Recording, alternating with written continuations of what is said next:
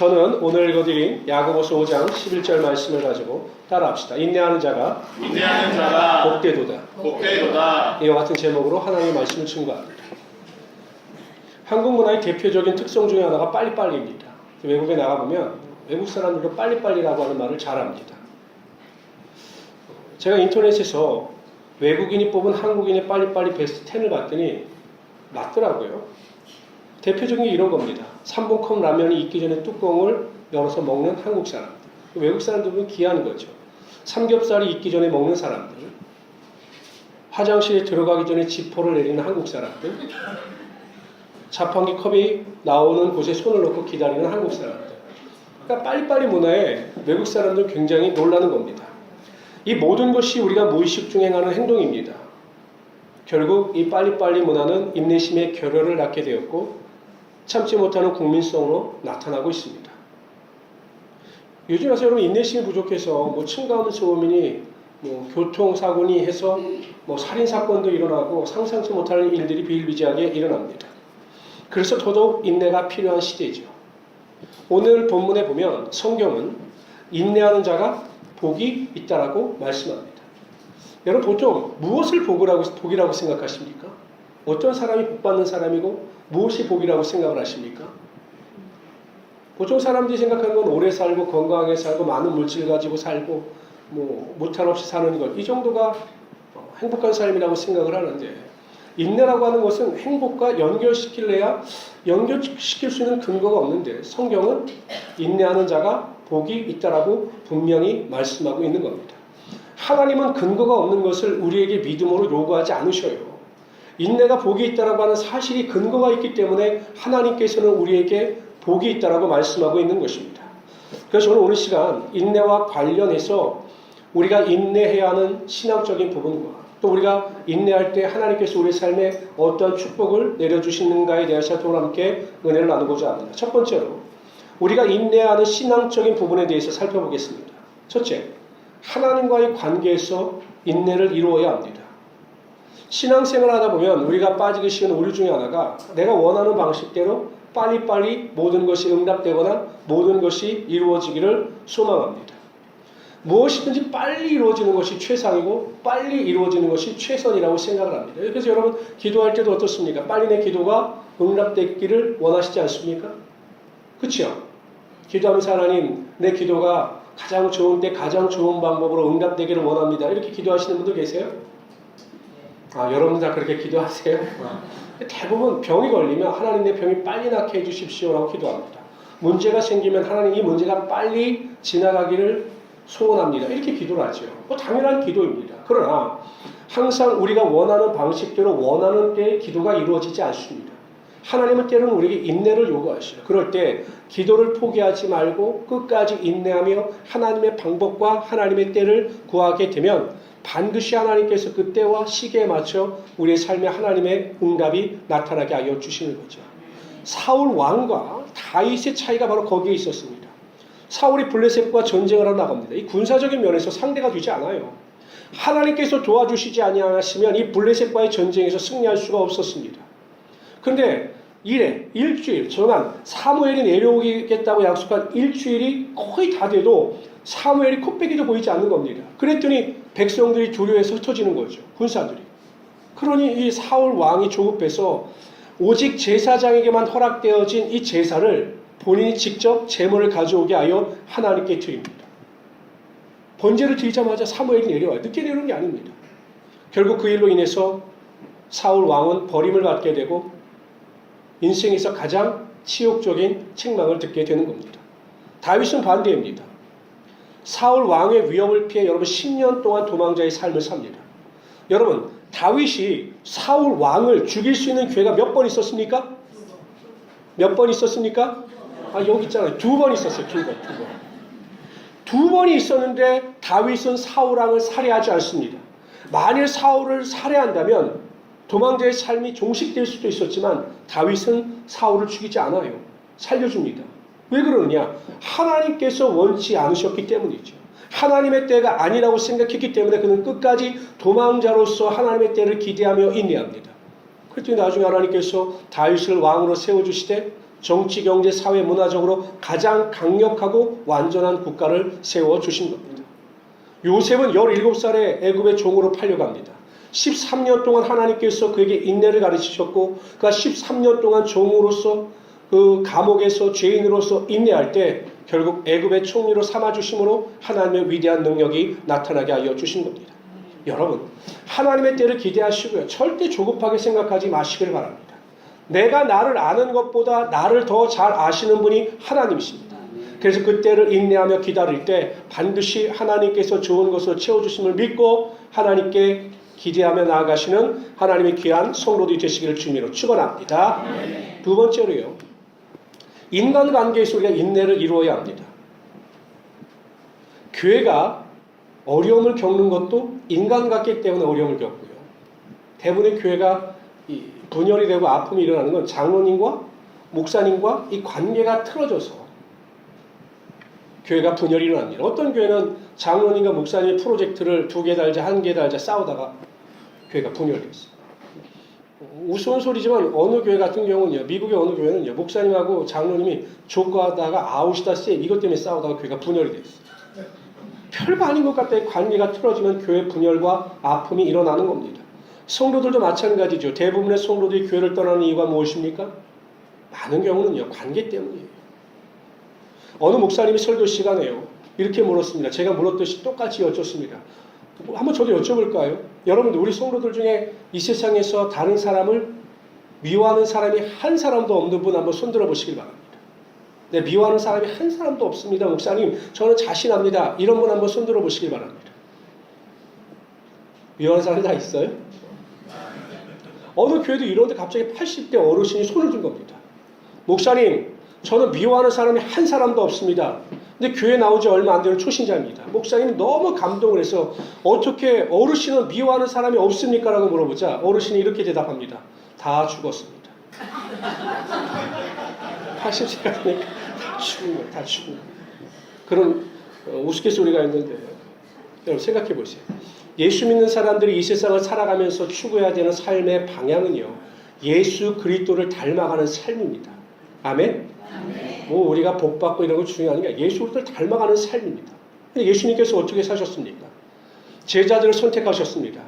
제자들은 완벽한 자들이 아니에요. 오히려 여러분, 그 당시에 예루살렘에 있는 많이 배우고 온전한 자들을 택하셨으면 선교에 더 훨씬 용이하셨을 텐데 이 북부 갈릴리 지역의 보잘것없는 인생들을 택하십니다.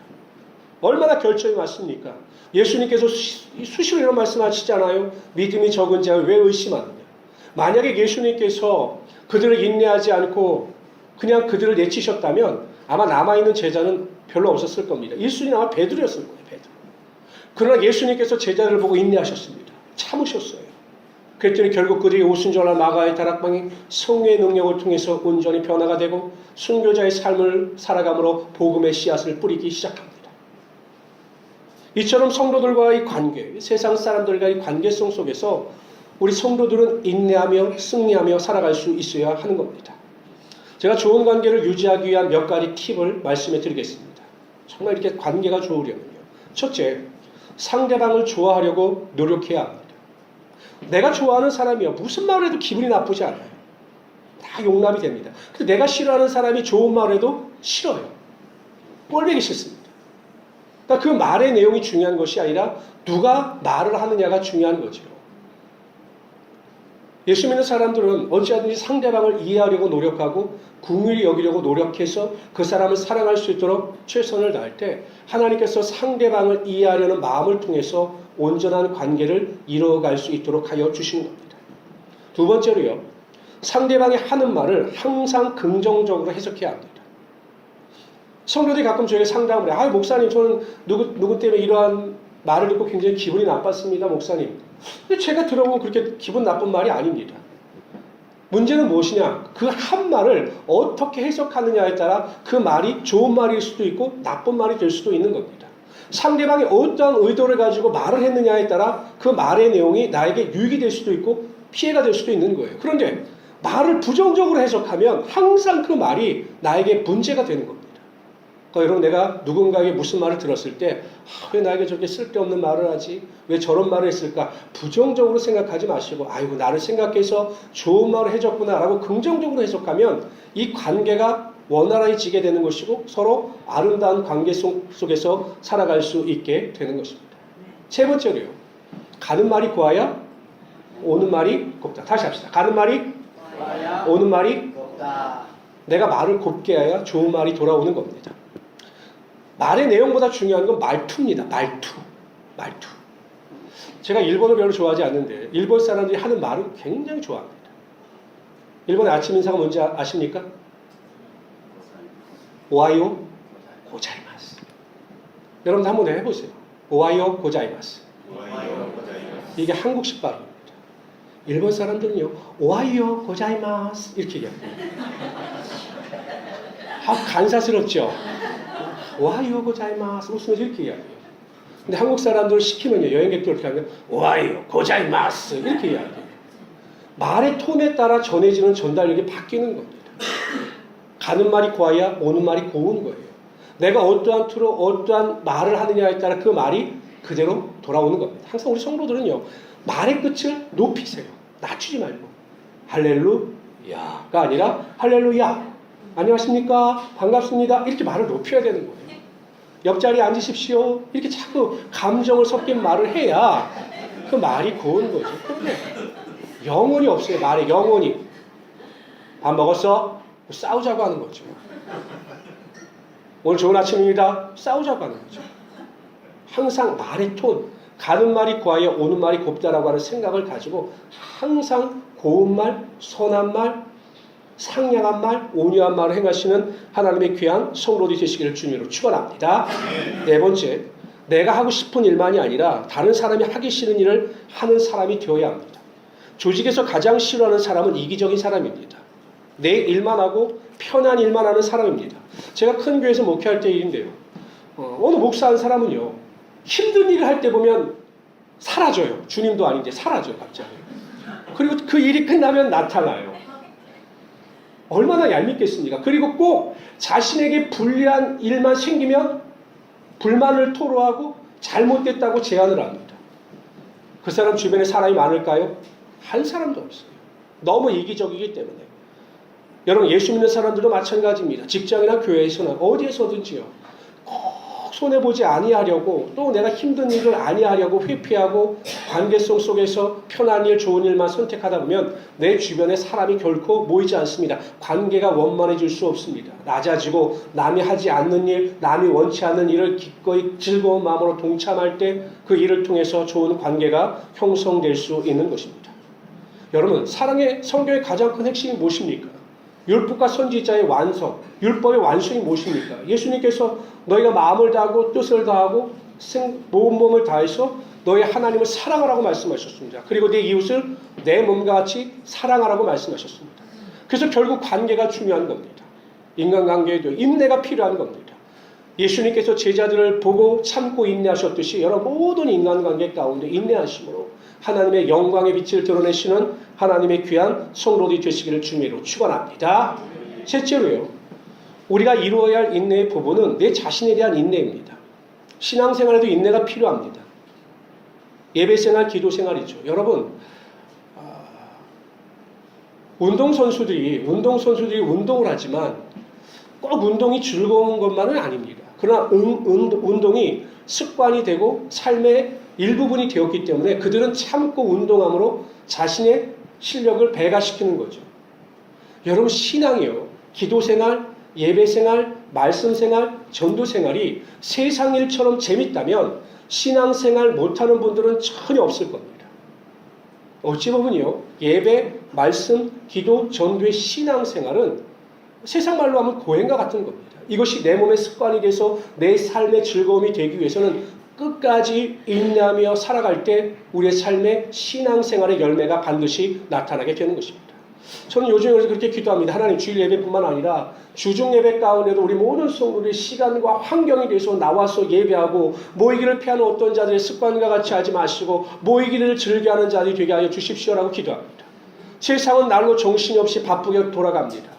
하고 싶은 일 해야 할 일이 많은 것 같습니다. 그러나 우선순위는 신앙생활입니다. 인내하심으로 신앙생활 가운데 참된 하나님의 영광이 나타나시는 하나님의 귀한 성도들이 되시기를 주님으로 축원합니다. 둘째는요, 내 자신의 인내할 부분 가운데 사회생활의 인내가 필요합니다. 세상에서 가장 행복한 사람은 내가 하고 싶은 일을 직업으로 택한 사람들이에요. 그러나 그러한 사람들이 얼마나 되겠습니까? 내가 하고 싶은 일을 직업으로 택한 사람들이 얼마나 되겠습니까? 예수 믿는 사람들은요, 내가 선택한 일이 내가 좋아하는 일이 될수록 바꾸어야 하는 겁니다. 그래서 직장에서나 어디에서나 최선을 다하여 성실하게 일하고 하나님의 은혜 가운데 살아가게 될 때 하나님께서 그 일을 통해서 하나님의 영광이 반드시 나타나게 하여 주실 것입니다. 저는 우리 모든 성도님들이 그래서 특히 우리 여성분들도 중요하지만 우리 남성분들은 가장의 가장으로서 성실하게 최선을 다하여 가정을 책임질 수 있는 하나님의 귀한 성도들이 되시기를 주님의 이름으로 축원합니다. 그렇다면 여러분, 두 번째로 과연 하나님은 이렇게 인내하는 자들에게 어떠한 복을 허락하여 주시느냐라는 겁니다. 첫째, 하나님께서는 형통의 복이 임하게 하여 주십니다. 우리 다 같이 한번 읽어봅시다. 읽습니다. 시작. 여호와 앞에 잠잠하고 사랑하는 기다리라. 자기 일을 형통하며 악한 꾀를 이룬 적이 하나요 불평하지 말지어다. 미국의 존 맥칼이라고 하는 유명한 지질학자가 있었습니다. 근데 연구해 보니까 그 폐광, 완전히 폐광이 된 그 지하에 연구를 해보니까 기름이 묻혀있다라고 하는 결론이 나왔습니다. 그래서 그가 온 재산, 친구들뿐만 아니라 가족들의 온 재산을 모아서 이 석유를 시추하기 시작합니다. 그 폐광에. 계속 깊이 내려갔는데도요, 1년, 2년이 지나도 기름이 안 나오는 거예요. 분명히 연구해본 결과에 의하면 기름이 있는데 아무리 애를 써도 기름이 나오지 않는 겁니다. 이제 부도 직전에 처하게 되죠.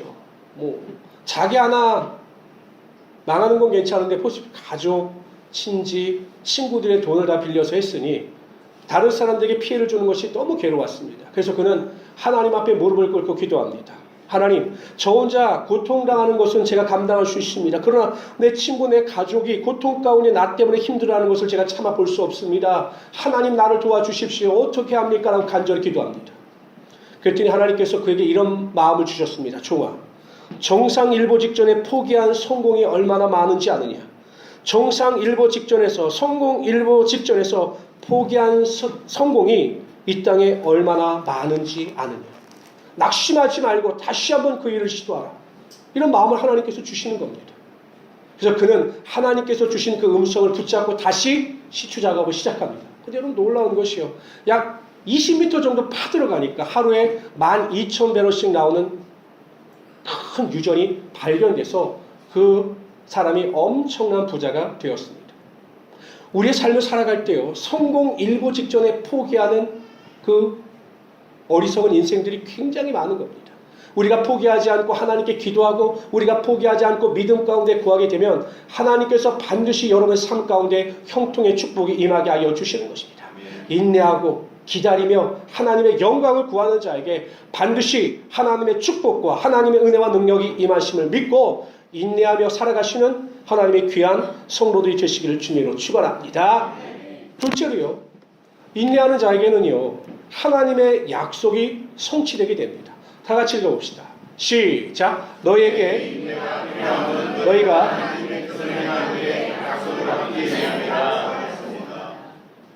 뒤에는 제가 잘못 썼습니다. 여러분, 하나님께서 아브라함에게 자손에 대한 축복을 주셔요. 그때가 아브라함의 나이 75세입니다. 그러면 주시겠다라고 약속하셨으면 바로 주시면 좋을 텐데 1년이 지나고 2년이 지나고 3년, 5년, 10년이 지나도 전혀 기미도 보이지 않았습니다.